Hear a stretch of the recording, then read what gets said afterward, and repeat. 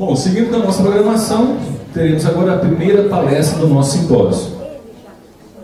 Vivemos na era da informação. Para torná-la acessível a todos e organizá-la de forma de conhecimento, novas tecnologias foram desenvolvidas e constituem-se importantes ferramentas de aprendizagem. Para discorrer sobre o tema O uso das tecnologias no processo de ensino-aprendizagem, convidamos a professora doutora Simone Tuso, da Faculdade de Comunicação e Biblioteconomia da Facomb UFG, Universidade Federal de Goiás. A professora Simone Tuso é doutora em Comunicação e Cultura pela Universidade Federal do Rio de Janeiro e professora adjunta da Universidade Federal de Goiás.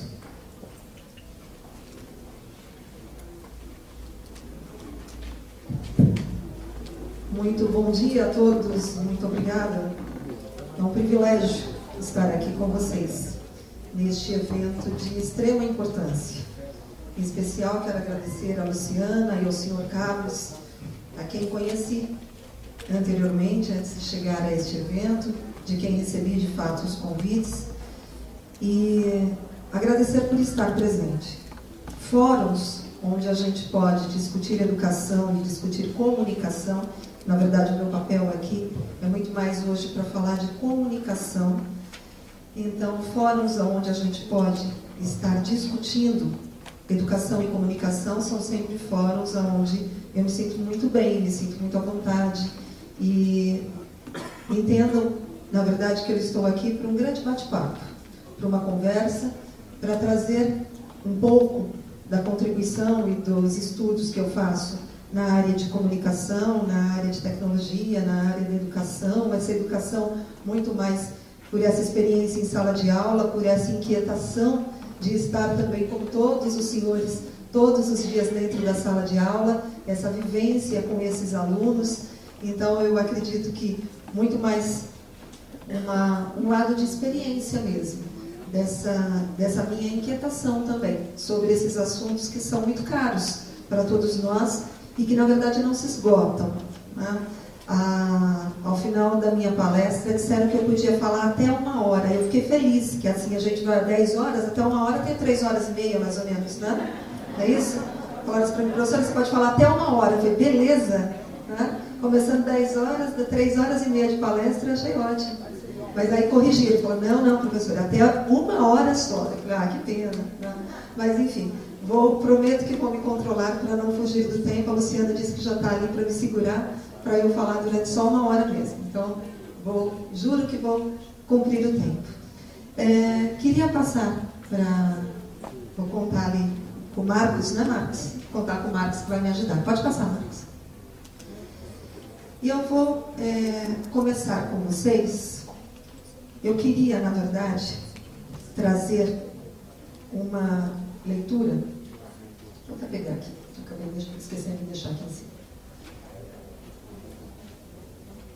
Esse é um texto, eu quero começar com vocês com um texto que eu escrevi, talvez já tenham até lido, eu publiquei já esse texto no Diário da Manhã. E, na verdade, é a partir dele que eu embaso a minha fala. E, rapidamente, eu vou ler o texto para vocês. O nome do texto é Saber e Sabor. Nunca comi jaca. Não gosto do aroma. E por isso imagino que não gostarei do sabor. Aliás, há vários sabores no mundo que nunca experimentei. Alguns por opção minha. Outros por falta de oportunidade.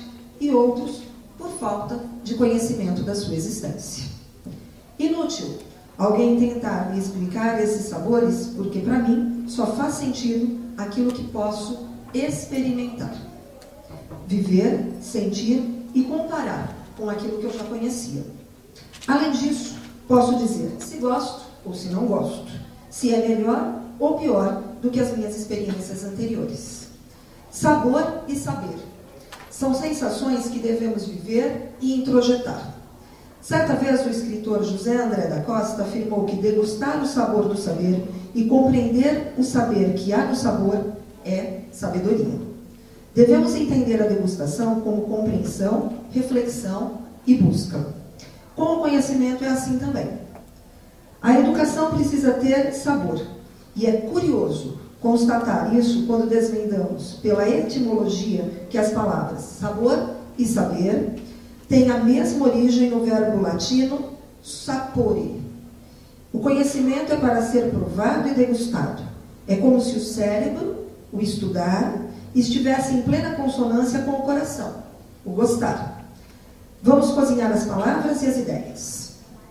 O que me motiva a escrever é o desejo de trazer prazer e conhecimento ao leitor que lê, eventualmente, os meus artigos, tal qual o banquete preparado por um cozinheiro para os seus convidados. Tomei conhecimento a partir de um artigo do jornalista Gilberto Dimenstein que 180 mil jovens com formação superior não foram suficientes e capazes para atender a demanda de 800 vagas de estágio em empresas brasileiras. Fato assustador, sem dúvida. Parte disso se deve à qualidade de ensino. Parte se deve à falta de estímulo dos alunos pela busca do saber, pela introjeção dos conhecimentos e pela vontade de devorar livros e professores. Acho que há algo que os professores podem aprender com os cozinheiros, criando uma filosofia culinária da educação. A sabedoria de Valbar me ensinou que o homem é aquilo que ele come. Não há palavra que possa ensinar o gosto do arroz, nem o cheiro do manjericão. É preciso provar, cheirar só um pouquinho e ficar ali, atento, para que o corpo escute a fala silenciosa do gosto e do cheiro. Para Rubem Alves, explicar o gosto, enunciar o cheiro, para essas coisas, a ciência de nada vale. É preciso sapiência, ciência saborosa, para se caminhar na cozinha, este lugar de saber e sabor. Cozinheiro bruxo sedutor, vamos, prove. Veja como está bom. Palavras que não transmitem saber, mas atentam para um sabor. O que importa está para além das palavras. Sabores são maravilhosos quando a barriga está vazia e sedenta de alimento. Experimentar, entrar no melhor restaurante da cidade após ter acabado de almoçar e nenhum prato será bom. Experimente, por outro lado, entrar na cozinha simples, na hora do almoço, com fome de leão e sentir o aroma do arroz e do feijão, que sai das panelas fumegantes. E esta será, sem dúvida, a melhor comida do mundo. Com o conhecimento, há de ser a mesma coisa. Ninguém, fechado e completo, terá prazer na busca do conhecimento. O prazer de aprender está na consciência de que pouco se sabe e de que muito se precisa para encher a mente de ideias, conceitos, conhecimentos e novos saberes. Há que se ter fome de conhecimento. Jorge Luiz Borges afirma que se os textos não lhe agradam, ótimo. Se os textos lhe agradam, ótimo. Caso contrário, não continue, pois a leitura obrigatória é quase tão absurda quanto uma felicidade obrigatória. E eu complemento dizendo que ler sem aumentar o saber é como comer algo sem apreciar o sabor. E nenhuma das ações certamente valerão a pena. Muito bem. Eu escrevi esse texto faz tempo. Mas quando eu fui convidada para vir para cá, para conversar um pouco, para que a gente pudesse ter essa interação, eu me lembrei dele. E a partir dele, eu pensei exatamente que trabalhar o saber e o sabor deveria ser um pouco do cerne daquilo que a gente vai trabalhar hoje pela manhã. E comecei destacando que palavras que não transmitem saber, mas atentam para o sabor, o que importa está para além das palavras. Obviamente isso é uma metáfora. Então o que eu destaco ali é metafórico, para começar uma ideia com vocês de um tom da onde eu gostaria que a nossa conversa fosse levada e pensássemos no quê? Metaforicamente, não é a tecnologia. Não é vir aqui e falar, olha, vamos construir um PowerPoint juntos, vamos pegar um computador e vamos passar um texto para os alunos, ou vamos construir um programa interativo. Isso vocês sabem fazer. E vão fazer. Até porque eu já estava conversando aqui, já ouvi algumas novidades que eu nem sei se eu podia contar, mas vou contar, que daqui para frente, obviamente, esses tempos de estudos de vocês vão se ampliar, vocês terão novos encontros, novas oficinas. O fazer, e eu sempre me preocupo muito com isso na universidade, a técnica do fazer, ela é muito simples. Muito simples. Isso a gente aprende. O que eu acho que falta, na verdade, o que a gente precisa parar para pensar é o que vai além disso. Por que fazer? Como fazer? E para quem fazer? Isso eu acho que é o mais importante. Porque quando a gente introjeta isso, buscar a tecnologia fica muito simples. Porque a tecnologia é ferramenta. E não é necessariamente, o nosso problema não está na ferramenta. O nosso problema está em conceitos engessados, em paradigmas não quebrados, em ideias que precisam ser transpostas. Então eu acho que a nossa discussão, ela antecede a questão da tecnologia. A tecnologia a gente aprende. A primeira televisão que eu tive na minha casa, quando eu era menina, ainda era uma televisão preto e branco, de pezinho, lembram? Bonitinha, elas eram bonitas, tinham perninha, não precisava nem de estante. Depois eu fui aprendendo tecnologia. Hoje eu uso tablet, olha que fantástico. Eu não fui numa escola para aprender tablet, não fui. Como eu não fui numa escola para aprender notebook. A tecnologia ela vai assim, entrando na vida da gente. Mas para que ela entre de fato na vida da gente, a gente precisa quebrar paradigmas e fazer com que essa introjeção das tecnologias ela seja útil para aquilo que a gente precisa. Então eu vou aqui durante uma hora com vocês filosofar um pouco sobre esse processo de como que eu faço para efetivamente traduzir essa tecnologia em algo que seja importante e útil na construção desse conhecimento que é meu e do aluno. Então é nesse viés que a gente vai conversar. E aí, obviamente, para complementar a metáfora das palavras, eu coloquei um texto que é absolutamente conhecido por todos nós, que é o texto do Pequeno Príncipe, que diz a mesma coisa. Só se vê bem com o coração. O essencial é invisível aos olhos. Então, é dentro dessa metáfora também que eu quero caminhar com vocês. Vai lá, Marco. E aí eu trouxe também uma fala do Paulo Freire, que vai embasar um pouco essa relação entre comunicação e educação, que eu acho que é caríssima para todos nós. Educação é comunicação. Se eu não consigo comunicar, eu também não consigo educar. Porque a comunicação permeia e intermedia todo o processo de interligação entre nós. Se eu não consigo passar o que eu quero, não adianta eu ter bagagem, não adianta eu ter conhecimento. A gente às vezes chama isso de pedagogia, às vezes a gente chama isso de didática, a gente vai pondo títulos em algumas coisas para tentar explicar. Mas, na verdade, simplicitamente, é uma relação de comunicação. Como que eu me comunico? Como que eu passo a minha ideia? Que canal eu uso para passar a minha ideia? Este é o processo. E Paulo Freire vai dizer que educação é comunicação, é diálogo, na medida em que não é transferência de saber. Isso não existe. Não existe. Eu não consigo chegar aqui e falar assim, olha, eu preparei todo esse conteúdo, vou pegar todo esse material, vou passar para todo mundo, e a partir de agora, as mesmas ideias que eu tenho de comunicação e educação, todos passarão a ter também. É verdade? Nunca será. Nunca será. Nós somos recheados de valores, de conceitos, cada um de nós tem uma bagagem que muda o nosso entendimento, muda a nossa compreensão, muda a forma como eu absorvo novas informações. E isso, obviamente, cada um vai construindo esse conjunto de valores que tem. O que é, então? É um encontro de sujeitos e interlocutores que buscam a significação do significado. E esta outra fala metafórica é o que eu gosto também de me segurar para pensar exatamente lá no saber e no sabor, lá na ideia do Pequeno Príncipe. O essencial eu vejo com o coração e a significação do significado. Dava para fazer uma palestra inteira só sobre isso, né?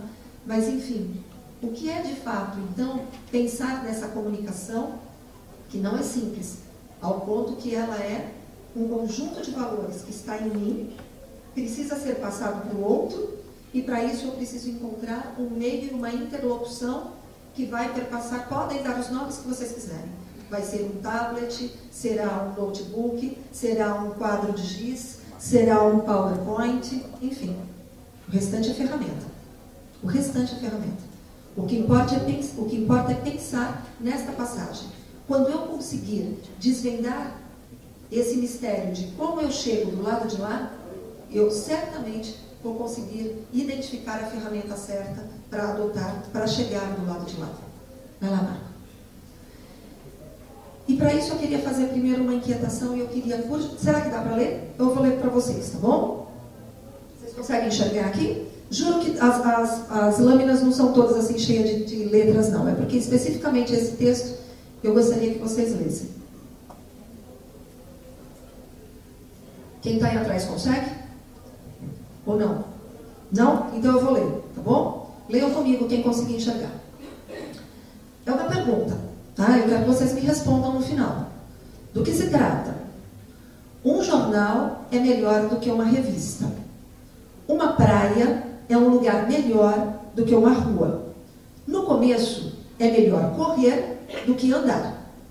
Você pode ter que tentar várias vezes. É preciso alguma habilidade, mas é fácil de aprender. Uma vez bem sucedido, as complicações são mínimas. As aves raramente chegam muito perto, mas a chuva embebe-a rapidamente. Muitas pessoas fazendo a mesma coisa pode causar problemas. Um indivíduo precisa de espaço. E se não há complicações, pode ser muito tranquilo.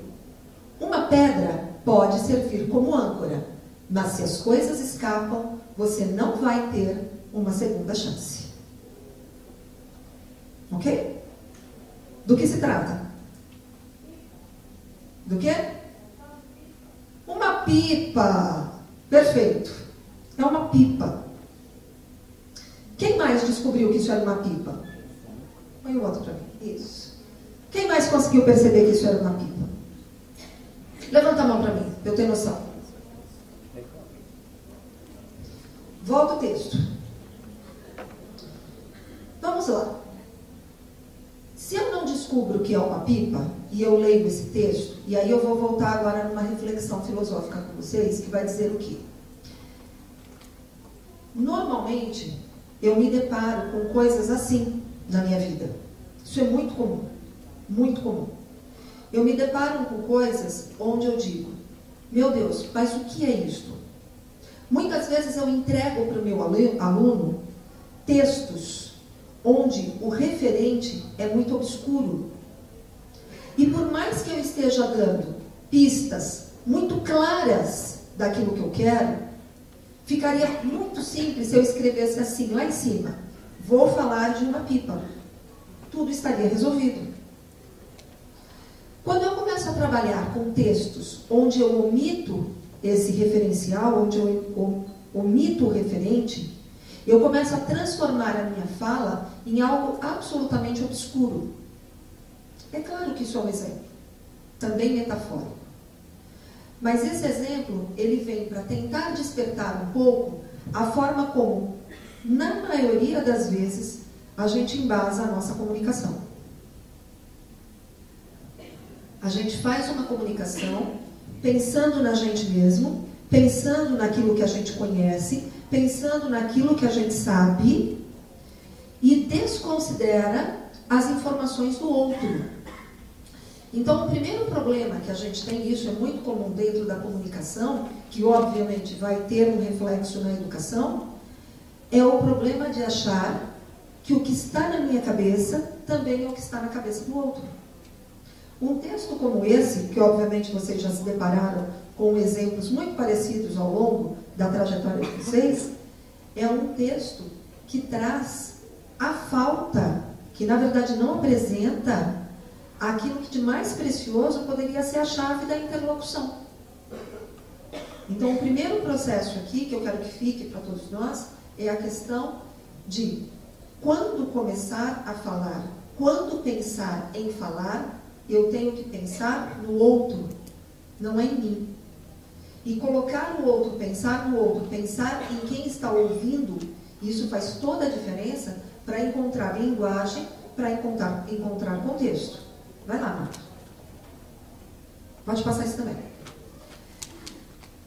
E aí eu chego, então, numa característica já do mundo moderno, que é o seguinte: a informação tornou-se abundante. A comunicação, uma raridade. Comunicar não é falar. Não é falar.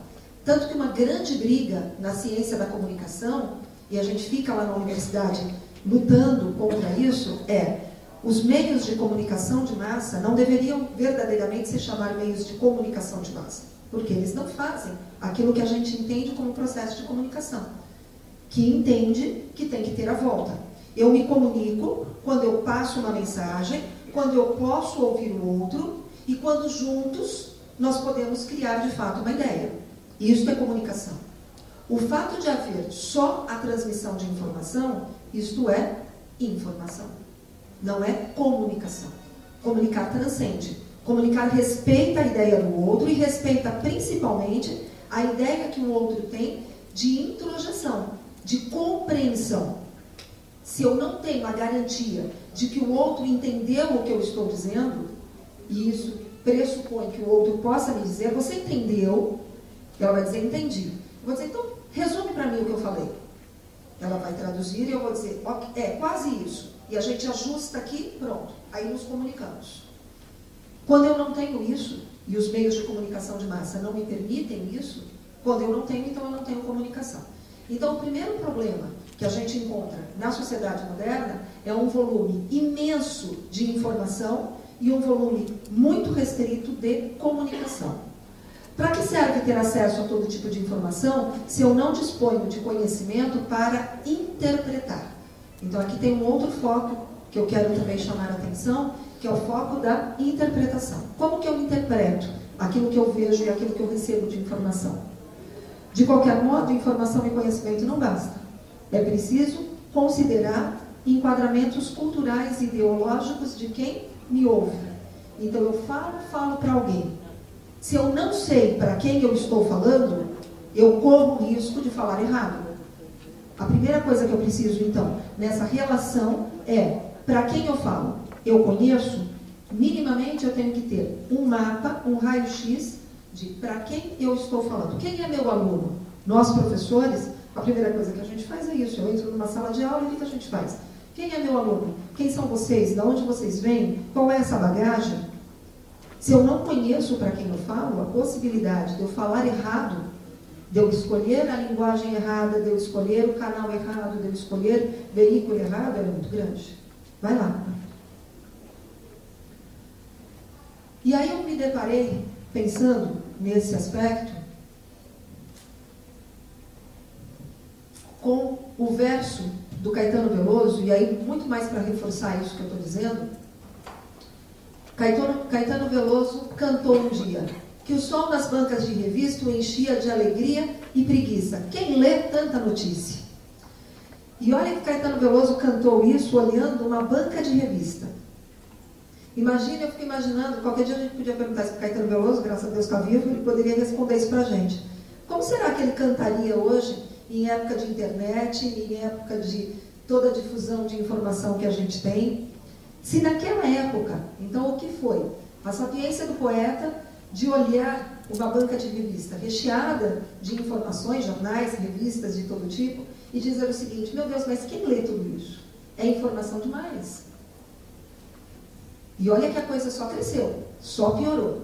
Caetano cantou isso na década de 60, 70? 70. Caetano cantou isso na década de 70. 40 anos depois, a gente só piorou, né, no bom sentido, né, melhorou no sentido de termos acesso, mas ao mesmo tempo pioramos essa qualidade entre tentar resolver a equação da quantidade com o nível de absorção. Quantidade eu tenho, quantidade não é meu problema, e nunca foi. Mas aí, metaforicamente, eu também quis trazer a questão do Caetano para mostrar que essa relação de conteúdo, ela também não é de hoje. A gente também tinha problemas lá na década de 70, quando a gente também tinha um volume já maior de informação do que eu conseguia absorver. O que ficava é a própria seleção. Como que eu seleciono tudo isso? Como que num volume imenso de informação eu consigo separar aquilo que é importante para mim, e separando o que é importante para mim, eu vou conseguir interpretar esta informação de forma a torná-la uma comunicação e conseguir passar para o outro. Esta é a magia da coisa. O cerne, o ovo do Colombo está escondido ali. Informação hoje eu tenho. Esse já não é mais o problema. Aliás, o problema piorou, no sentido de Como eu tenho muita informação e como hoje eu passo a ter uma produção que é de todos nós, eu preciso do critério, inclusive, de saber quem é essa fonte. Quem é essa fonte? Eu já não abro mais, eu tinha uma segurança, alguns anos atrás, de abrir um livro e dizer, ó, alguém escreveu isso, ele é responsável por isso. Hoje eu abro uma página da internet, eu não tenho essa segurança de dizer, alguém é responsável por isso que fez aqui. Não, não é. Tudo vai sendo feito ao mesmo tempo e eu vou absorvendo como se aquilo de fato fosse importante, fosse certo. Eu não tenho nem mais essa segurança, se aquilo é certo, se aquilo não é certo, faz. Então, alguma coisa que nasceu lá na década de 70, que já era discutido lá, se me traz uma tranquilidade de dizer, não é agora que a sociedade é assim. A sociedade sempre teve um volume de informação imenso. Ao mesmo tempo, ela me traz um pensamento de que, nossa, se já era preocupante na década de 70, imagine como é hoje. Quais são os critérios, efetivamente, que eu tenho que ter para conseguir desenvolver, de fato, uma boa comunicação e um bom sentido de informação. Vai lá. E aí, dentro de tudo isso, a gente para pensar o seguinte, então qual é a minha melhor escolha? Já que eu tenho tudo isso, já que eu tenho uma gama dessa informação, já que eu tenho tudo à minha disposição, eu vou parar e pensar, mas o que é melhor então? Do que eu preciso? Uma aula expositiva é melhor que um livro paradidático, que é melhor do que um jogo eletrônico? Não, um programa novo de computadores que vai levar esse acesso ao meu aluno é melhor do que um livro didático? Os vídeos escolares, eles se sobrepõem àquilo que é bom nos jogos eletrônicos e assim sucessivamente. O que é melhor, então? E aí eu paro para pensar sobre isso. Se eu tenho esse arsenal nas mãos e eu tenho que fazer escolhas, então o que é melhor? Vai lá. E aí eu vou usar de novo, vou me apropriar de novo da literatura para trazer a fala do gato da Alice. O que o gato fala para Alice, quando a Alice pergunta? O que a Alice perguntou? Para onde eu vou? Foi isso que a Alice perguntou? Não foi? Lembram da Alice? O País das Maravilhas? Não, gente, vocês não... Lembram? Lindíssimo. E aí a Alice fala o que para o gato? Para onde eu vou? E o gato perguntou o quê? Aonde você quer chegar? E a Alice respondeu, eu não sei. E aí o gato diz, olha, se você não sabe onde quer chegar, então qualquer caminho serve. E aí eu paro exatamente aqui nessa relação entre professor e aluno, onde nós estamos, de fato, nos perguntamos onde nós queremos chegar. Então, se o gato chegasse para a gente hoje e falasse assim, aonde você quer chegar? Eu tenho segurança de dizer para o gato onde eu quero chegar? Ou eu vou dizer para o gato, eu quero chegar, quero crescer. Não, resposta errada. Eu quero acompanhar onde as pessoas estão indo. Não, também resposta errada. Eu quero seguir esse caminho da tecnologia. Não, também resposta errada. E aí se eu paro, né, vamos lembrar do gato. Quando a gente chegar à noite em casa, a gente vai dormir, lembrar do gato e vai falar assim, nossa, o que eu vou responder para o gato? Onde de fato eu quero chegar com tudo isso? Com toda essa informação, com as novas tecnologias, com novos livros. Onde eu quero chegar? Com um computador novo. Eu quero um computador agora. Todo mundo hoje quer um computador. Então a gente quer um computador para quê? Onde eu quero chegar com esse computador? Onde eu quero chegar com esse tablet? Vou comprar um tablet. Meu vizinho comprou, então eu quero um também. E o que eu vou fazer? Eu tenho um amigo que comprou um tablet, é verdade, e transformou o tablet numa agenda eletrônica. E ali ele está maravilhado, porque agora ele não precisa mais carregar a agenda, ele carrega o tablet. Eu falei, nossa, mas mudou muito, né? Eu preferia a agenda, que era mais fácil de abrir. Mas vai lá. Se só serve para isso, então é melhor não ter. Então é assim, vamos pensar no gato. Gosto da ideia do gato. Vocês vão levar o gato da Alice, ele é bonitão, vocês vão levar o gato da Alice no pensamento e vão tentar responder essa pergunta para o gato da Alice. Cada um aí dentro do seu íntimo vai dizer, para que eu quero essas novas tecnologias? Quando eu penso em fazer um novo curso, quando eu penso em introjetar as novas tecnologias dentro da minha sala de aula, quando eu quero trazer o meu aluno e fazer com que o meu aluno seja um aluno que esteja dentro dessa nova dinâmica social, o que eu quero para ele? Querendo isso, volta para mim uma lâmina, por favor, Marcos. querendo isso e dizendo o seguinte, hipoteticamente, quando eu digo que a minha aula, eu vou ter uma exposição de vídeos escolares, por exemplo, a minha aula continua do mesmo tamanho, eu tenho o mesmo tempo. No momento que eu coloco um vídeo escolar, muito provavelmente eu estou substituindo por alguma outra coisa que eu fazia. E eu estou tendo critério nessa substituição, isso está correto, esse meu vídeo de fato vai me ajudar, ou ele vai, na verdade, mascarar um tempo que era mais precioso, porque era um tempo de discussão e de reflexão, e passa a ser um tempo agora de exibição tecnológica, porque eu vivo a tecnologia pela tecnologia. Vai para frente, Marco, por favor. Mais um. Então, eu chego no seguinte viés. Ok, as tecnologias existem, ok, eu preciso entender para que elas servem, e eu preciso entender, então, para tudo isso, quem são os meus públicos. Não dá para a gente trabalhar tudo isso se a gente não entende de público. Então, eu vou chegar em um ponto central da minha fala com vocês, que é sempre pensar. Todas as vezes que eu penso comunicação, eu não posso pensar em comunicação se eu não pensar em público. Eu preciso entender para quem eu estou falando, e essa comunicação interpessoal, ela tem que ser dessa linguagem acessível. Em um tripé que funciona como público, veículo e linguagem. Eu digo para os meus alunos lá na universidade que isso vai se transformar em um mantra para o pessoal da comunicação. Então, quando vocês acordarem, vocês façam uma oração, rezem, agradeçam o dia, e em seguida rezem o mantra. Público, veículo, linguagem. Público, veículo, linguagem. Até decorar que a gente não vive sem esse tripé, e a gente não consegue comunicar se não tiver o tripé. Se eu sei quem é o meu público, identifiquei. Nossa, consegui. Fiz um mapeamento, fiz ali uma investigação, mais ou menos profunda, depende, obviamente, do grau que eu quero. Eu tenho um veículo correto, eu vou falar, vou usar o microfone é um veículo.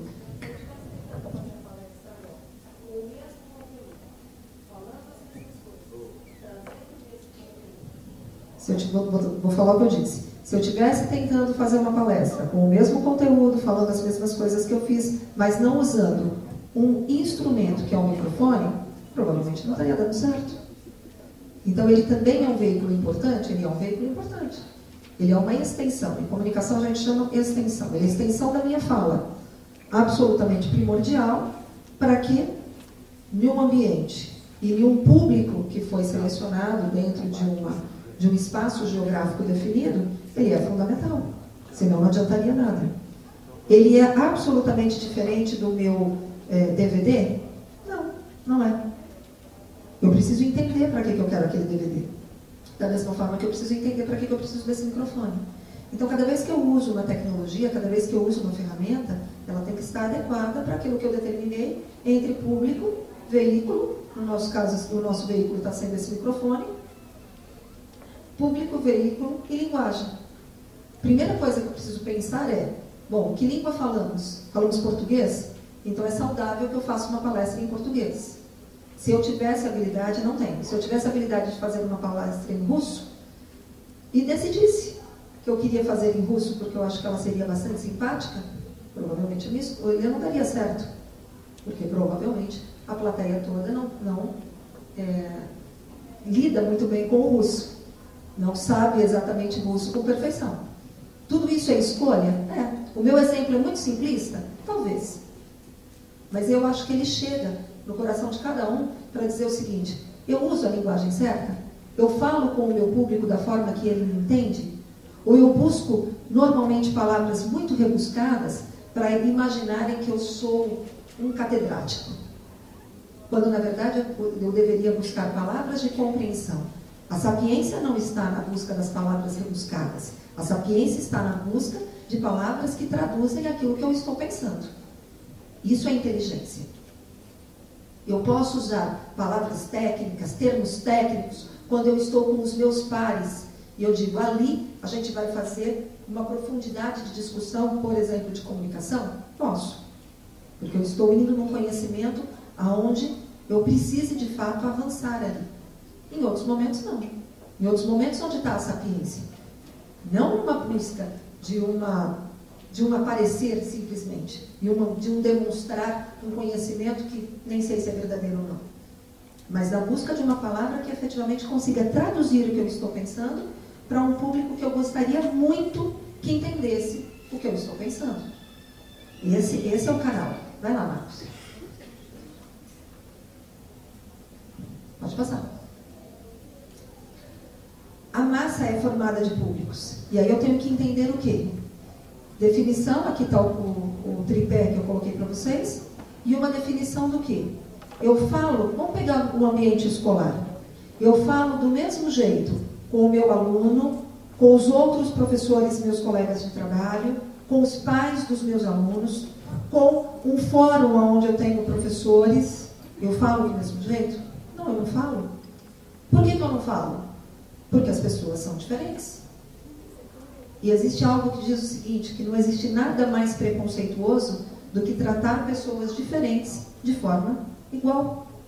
As pessoas são diferentes. E elas precisam ter o mesmo respeito, mas elas precisam ser tratadas de uma forma com que elas possam, de fato, se sentir acolhidas. Eu acho que o grande cerne de toda essa fala é a questão do acolhimento.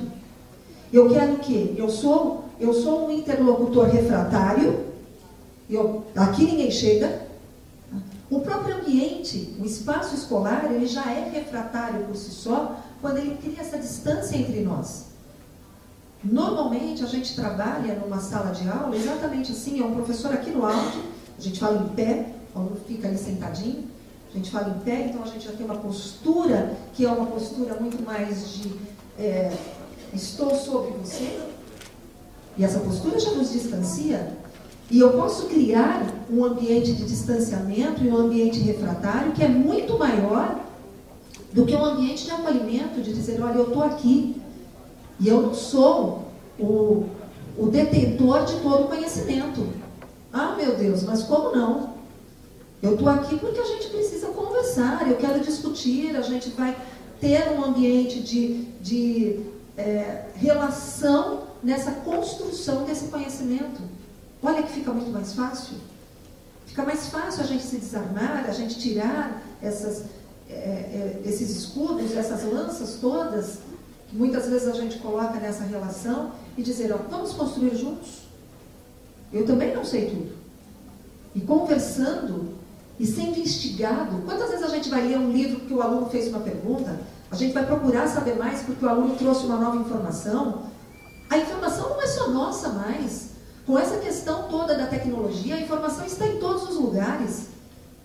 A escola deixa um pouco esse papel da relação só de transmissão de informação e ela vai reassumir um papel que é grandiosíssimo, que é a questão do debate, da discussão. Porque conhecimento, porque ideia, porque informação já não é mais uma detenção do professor, onde eu chego e digo, lá está o saber. Eu vou para a escola para conhecer o mundo. Ninguém vem para a escola hoje para conhecer o mundo.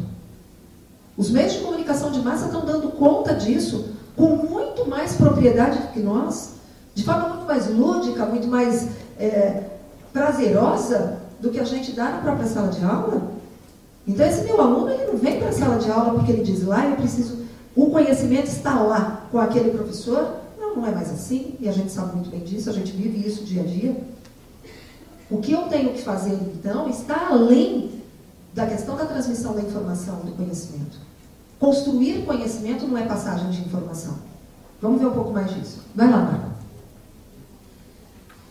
E aí eu volto para um objeto e para dizer que, na verdade, isto... Ah, é hoje, então? Então, hoje, conhecimento e informação é algo que está em todos os lugares, não mais está só em sala de aula. Então, vamos refletir um pouco do que eu estou falando. Deixa eu tentar ver se é isso mesmo que eu falei. Bom, conhecimento não está mais só dentro da sala de aula, a informação é algo que perpassa por todos os lugares, porque eu estou num outro momento social, e esse meu outro momento social tem uma nova estrutura de relação de informação. Não, sempre foi assim. E aí eu trouxe a ideia do rádio, tá? Quando o Roquete Pinto traz o rádio para o Brasil. O rádio é a escola dos que não têm escola, é o jornal de quem não sabe ler, é o mestre de quem não pode ir à escola, é o divertimento gratuito do pobre, é o animador de novas esperanças, o consolador dos enfermos e o guia dos sãos, desde que o realizem com espírito altruísta e elevado. Roquete Pinto. Roquete Pinto disse isso no dia que o rádio foi, a primeira estação de rádio foi inaugurada no Brasil. Ora, então vamos lá. Se eu me aproprio dessa fala, e poderia ter trazido outras da época que a Assis Chateaubriand trouxe a televisão para o Brasil também. Acabei preferindo o rádio porque era mais antigo, então eu acho que chegaria bem aonde eu quero chegar com vocês. Poderia ter trazido a fala do Assis Chateaubriand na época da instalação da televisão. Ele tem falas muito parecidas com essas. Nós agora vamos revolucionar o próprio conhecimento e vamos revolucionar a educação. Porque agora nós temos tecnologia. Então a questão da tecnologia, essa questão de dizer, olha, a internet agora chegou, Jesus me salva, antes eu tivesse me aposentado. Tá? Por que chegou agora? Falta 10 anos para eu me aposentar, podia ter durado uma década. Porque aí eu me aposentava, e graças a Deus eu estava livre de tudo isso. Né? Esse trauma, esse transtorno, essa cobrança que não sai agora, essa questão, esse inferno dessas crianças que só falam de internet, de tecnologia. Opa! Mas será que de fato eu gostaria muito de conversar com um educador, quando o Roquete Pinto falou sobre isso, e falasse assim para ele, olha professor, que bacana, o rádio é a escola dos que não têm escola, é o professor. Eu não tenho dúvida, de que a angústia desse professor foi absolutamente igual do que a nossa angústia na época da internet. Nós não vivemos na era da internet, não nascemos na era da internet, vivemos nela, mas não nascemos nela. Estamos precisando aprender. A gente vai sempre correndo atrás. Quem tem criança em casa, ou filho, vizinho, sobrinho, ou quem quer que seja, de 4, 5, 6 anos, sente uma raiva imensa, né, de olhar e falar assim, não é possível que ele sabe fazer tudo isso, e eu passo o dia aqui, eu não consigo, e ele senta, já nasceu sabendo, veio com o chip, né? Veio com o chip, não é possível, tá? Na mesma hora que o Bill Gates criou o chip, deve ter distribuído para as maternidades e as pessoas já implantam, porque é tudo tão normal.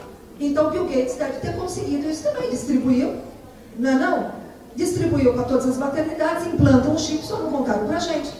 Porque para mim é tudo tão difícil, para ele já vem pronto. Como será, na época que houve o rádio, que houve a televisão, será que de fato os professores também não tiveram essa angústia de dizer, olha, estou perdido, não sirvo mais para nada, é melhor eu me aposentar de fato. Né? Porque agora a televisão vai dar conta de tudo, o rádio deu conta de tudo, a televisão vai dar conta de tudo, e agora a internet vai dar conta de tudo, a gente não serve mais para nada. Aí aqui não. Aí a gente suspira, né? Vou até tomar água. A gente suspira e fala assim, não, tá vendo como não é assim? E aí, talvez para acalmar um pouco, e a minha fala sobre o rádio, ela é mais em um sentido de, opa, para, pensa, respira e fala, calma, calma. A escola não vai acabar, o meu papel, ele não vai ser sublimado dessa questão e substituído, e eu não precisa mais de mim, muito pelo contrário. O bacana da história, quer dizer, a alegria de ser professor exatamente nesse momento, é entender o seguinte, eu vou conseguir trabalhar com isso e vou conseguir fazer com que o meu aluno enxergue para além da tecnologia e ele saiba que informação e conhecimento são coisas distintas. Informação ele tem, ferramenta ele tem. Ele vai lá na loja, vai lá no shopping, compra o que quiser. Uma parafernália que não tem fim. É um tablet, é um iPod, é um iPad, eu posso também, eu peço também, é um tal de peço, pode, que eu nem sei mais. E aí, toda a questão de notebooks, com tudo que isso envolve, e eu agora sou mais necessário do que nunca. Aí eu olho o outro lado e digo o seguinte, mas é agora que precisa de mim. Nunca precisou tanto do professor quanto precisa agora. Agora vamos lá. O mesmo professor? Não, o mesmo professor não. Porque de fato as coisas mudaram. Um professor que entende que o papel dele não é mais um papel de um informante. Não é mais. Isso de fato eu ganhei. Mas aí eu tenho que olhar isso com bons olhos. Vamos caminhar um pouco. Vai lá, Marcos. por favor. A mídia é um organismo da sociedade e, como tal, deve ser entendida como membro efetivo da construção do indivíduo. Ao mesmo tempo, recria os organismos sociais existentes paralelamente a ela. Ou seja, se eu pudesse fazer um desenho de representação e imagine comigo, uma grande esfera, e nessa esfera uma série de bolinhas menores, de esferas menores. Uma esfera é a educação, a outra é a igreja, a outra é a... Passa mais uma lâmina para mim, que vai ficar mais fácil. Uma esfera é a escola, uma esfera é a família, uma esfera são os amigos, a igreja, a saúde, a política e uma lista sem fim aqui. Tá? A redução ali é só para o que cabia mesmo numa página. Todas essas esferas compõem essa sociedade, essa esfera grande chamada sociedade. Quando entra a mídia, e a mídia está lá, a mídia na transformação dessa sociedade. Mas a mídia o que é? Ela é uma bolinha como as outras. Ela é uma bolinha como a educação, ela é uma bolinha como a família, uma bolinha como a igreja. Só que o que aconteceu de fato? Quando essa mídia chega, ela vai transformar toda a relação de todos os outros organismos. A igreja não é a mesma, depois da televisão, por exemplo. Eu assisto missa pela televisão, eu vejo os pastores fazendo discursos, enfim, não é mais a mesma igreja. É a mesma família? Não, também não é mais.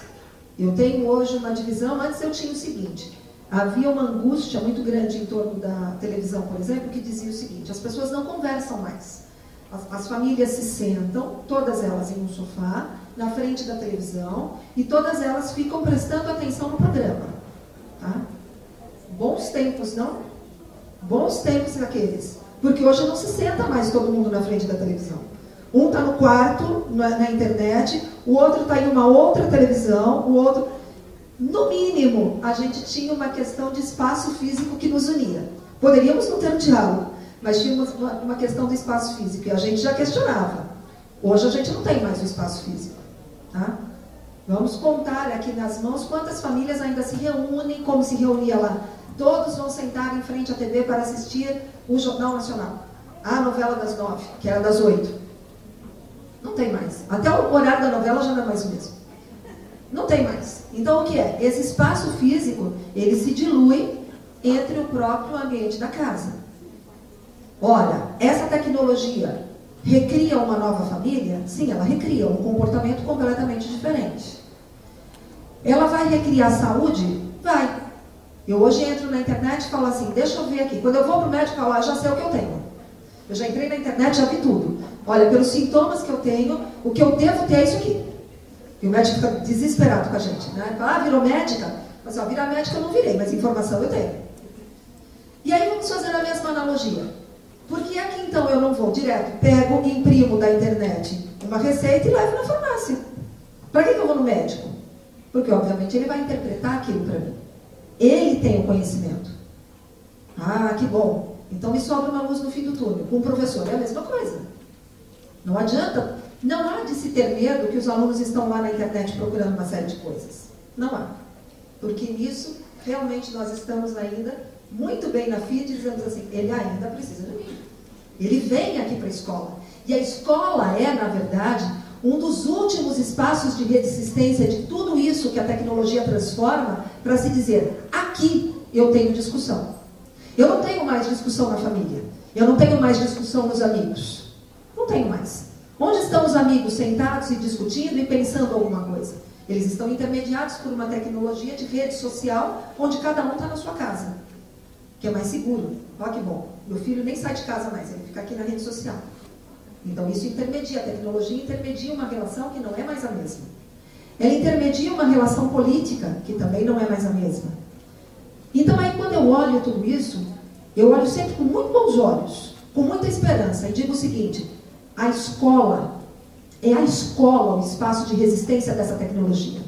É aqui que ainda ele vem e ele vai dizer o seguinte, olha, eu concordo, eu não concordo, eu vi, eu aceito, eu não aceito, isso é bom, aquilo não é bom. Porque na escola é ainda um dos últimos espaços de resistência dessa sociedade, onde a gente tem uma proximidade geográfica. As pessoas estão numa continuidade física onde eu posso, senta aqui e vamos conversar. Eu posso fazer isso na escola mais do que na própria família. Por isso que essa minha relação de escola, ela traz também ao mesmo tempo uma super responsabilidade que transcende todos esses outros organismos sociais que estão lidando com a tecnologia de forma ainda mais turbulenta do que a própria educação. Nós estamos bem, nós não estamos mal no processo. Vamos analisar por esse lado. Eu tenho meu aluno ali, o formato da aula, por exemplo, da Federal é muito parecido com as aulas de primeiro e segundo grau. Eu recebo meu aluno 8 horas da manhã e ele fica comigo até meio-dia. Que Carmen, mas vai lá, das 8 ao meio-dia me ouvindo falar. Ele está ali comigo. E eu posso debater com ele. O que você viu ontem na televisão? E você concorda? E por que não é diferente? E ali a gente pode, no tete-a-tete. Não é só mais importante que eu leve informação para ele. Informação ele já trouxe de casa. Qual é meu papel, então? Um papel de tradutora dessa sociedade. Eu tenho que traduzir o que acontece nessa sociedade para esse meu aluno, que é um aluno tecnológico. A minha angústia, então, não está centrada num processo de como que eu faço para usar a mesma rede social que ele usou. Isso é simples. Isso eu vou lá e faço uma oficina, 4 horas de oficina, alguém me ensina lá. Vamos lá, senta aqui comigo, como é que eu entro nesse Facebook? Em 4 horas eu já estou dominando. Vou criar grupo melhor que meu aluno. E aí, onde está o cerne, então? Vem cá, meu aluno, que agora eu vou discutir com você o que é esse Facebook na sua vida. Ele vai conseguir continuar enxergando em mim um líder de opinião, que é outro binômio que eu gostaria muito de fazer com que vocês passassem a pensar. Essa liderança de opinião que nós temos, que é nata da própria simbologia que nós representamos como educadores, ela é uma liderança de opinião que não morre com a nova tecnologia, muito pelo contrário. Ela cria outras lideranças que não me são gratas. Eu vejo a Grazi Massafera dando opinião sobre educação com mais propriedade do que eu. Aí eu fico bravo? Fico. Eu vejo um outro lá, uma celebridade do Janequine, falando de saúde mais do que o próprio médico. Porque ele é celebridade. A gente entra numa outra esfera de discussão. Mas, na verdade, a minha liderança de opinião, que é simbólica perante esse meu aluno, ela não morre. Muito pelo contrário. Ele vai descobrir em mim um tradutor desta nova sociedade, que não é mais a mesma, obviamente. Mas ela não é só mais a mesma dentro da escola. Ela não é mais a mesma em todos os lugares. Então seria muita pretensão, se eu também quisesse, que essas novas tecnologias todas não contaminassem aquilo que eu tenho dentro da educação. Elas mudaram toda a sociedade. Não é um problema só da educação.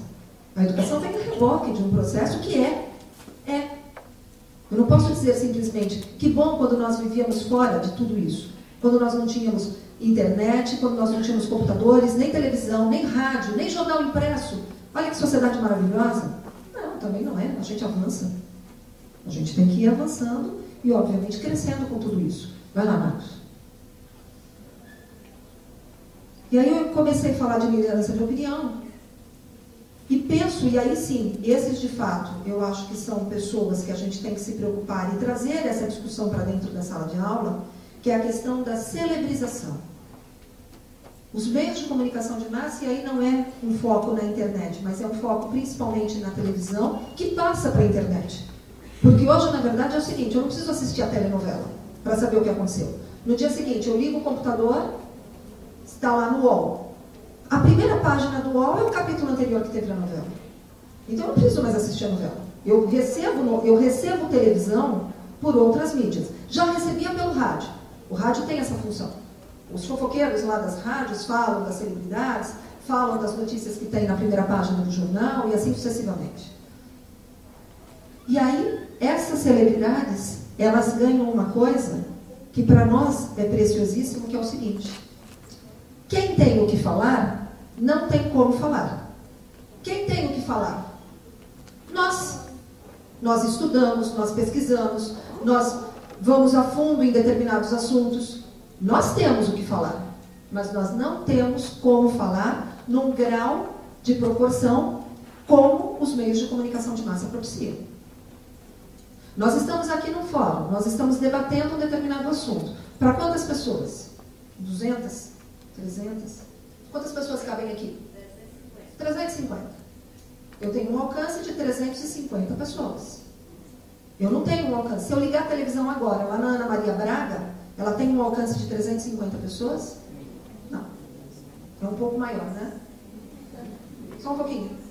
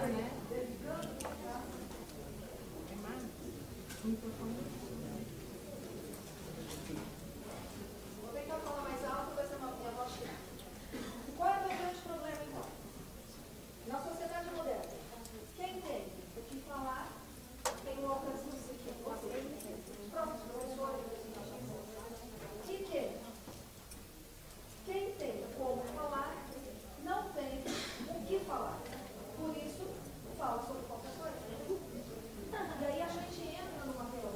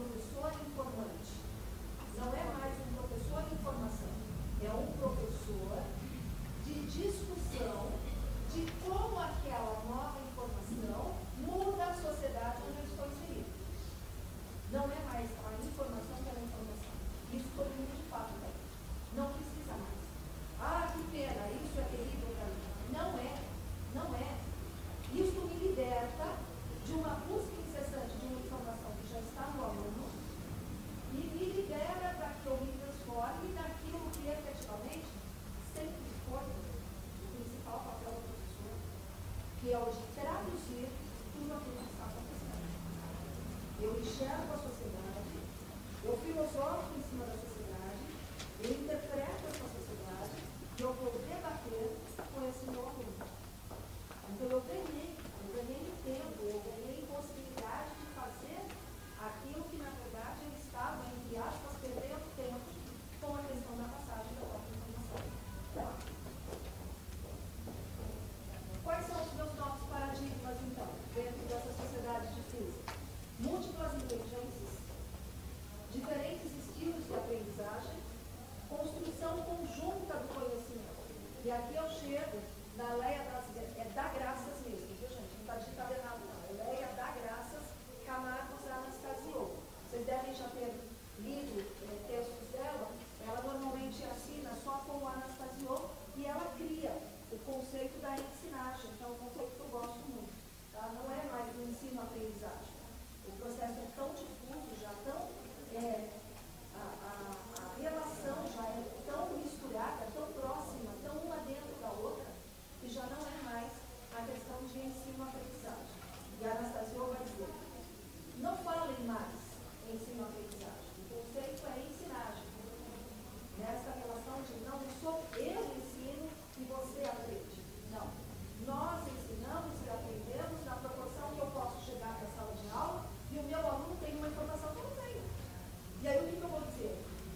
Nossa, eu estou desesperada porque eu não tinha essa informação. Não, que bom. Ok? Não estava sabendo disso. Aí entra a humildade. É óbvio que eu não vou dar conta de saber todas as informações que existem. Lembram lá do Caetano Veloso? O sol nas bancas de entrevista me enchia de alegria e preguiça. Quem lia tanta notícia? Hoje, então, como que eu vou dar conta de saber tudo que está lá na internet? Eu passei a manhã toda aqui com vocês.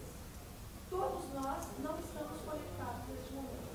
Tem uma série de informações circulando lá pela internet que a gente não está sabendo? Tem tudo. E aí eu vou dar aula hoje à tarde. Vou lá começar a dar aula. Quando eu chegar lá, o aluno pode chegar para mim e falar, professor, está sabendo que aconteceu isso? E eu vou entrar numa angústia e dizer assim, gente, como é que eu não sei? Não, eu vou abrir a internet hoje. Bom, simples assim. Simples assim. Hoje eu não vi internet. À noite, amanhã, quem sabe eu informo sobre isso. Mas melhor, me conta aí.